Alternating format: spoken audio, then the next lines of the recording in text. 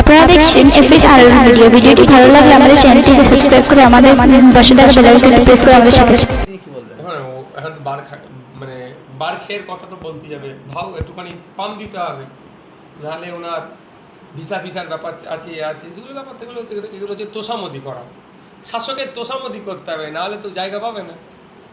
এনডিএতে grand ওয়েলকামে একেবারে প্রথম সারিতে লক্ষ্য করেছে সায়নী ঘোষ, কাকলি দত্ত থেকে একাধিক সব এনসিপিআই সাংসদরা। তবে কি বিজেপি ঝান্ডার তলে আসতে কি শুধু সময়ের অপেক্ষা? না, আর আসবার প্রয়োজন কি আছে? সেই তো বিজেপির আন্ডারই তোরা আছে, বিজেপি পরিচালিত এনডিএ যে জোট তার আন্ডারে ওরা আছে, তো বিজেপি তো এরা বকলমে।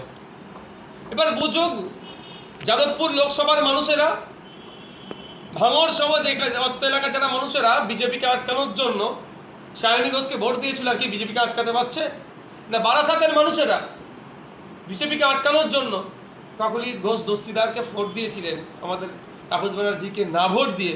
তারা বলুন ভুল করেছেন কি ঠিক করেছেন? যত দিন যাবে পরিষ্কার হবে। যারা আমাদেরকে বিজেপির বি টিম বলে দেখে দিত, আজকে দেখুন তারা বিজেপির কোলে উঠে বসে আছে।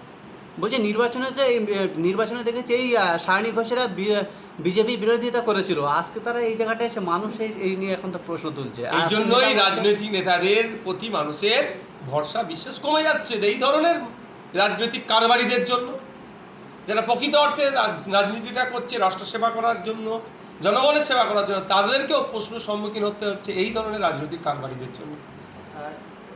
ভাঙড় বিধানসভায় নয়া সমীকরণ, সেখানে দেখা যাচ্ছে আরাবুল ইসলামকে লক্ষ্য করে অনাস্থা প্রস্তাব একেবারে আইএসএফ এর পক্ষ থেকে। এই বিষয়টি নিয়ে আপনি কি বলবেন? ধরুন আইএসএফ এর পক্ষ থেকে দেওয়া হয়েছে, একেবারে এটা একটা প্রশ্ন থেকে যাচ্ছে।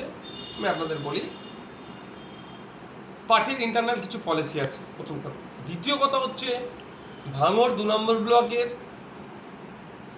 কোনো না কোনো ক্ষেত্রে যারা নির্বাচিত জনপ্রতিনিধি আছেন, পঞ্চায়েত সমিতির সদস্য বা সদস্যা, তারা একটা জায়গায় মনে করছেন যে আরও স্বচ্ছতা, আরও জবাবদিহিতার জায়গাতে নিয়ে আসতে হবে। সুতরাং তারা এই বিষয়টা ভাবনা চিন্তা করে তারা একটা নিজেদের মত প্রকাশ করার জায়গা দিয়েছে। ইদানিং দেখা যাচ্ছে যে প্রত্যেকটা আন্দোলনে মুসলমানদেরকে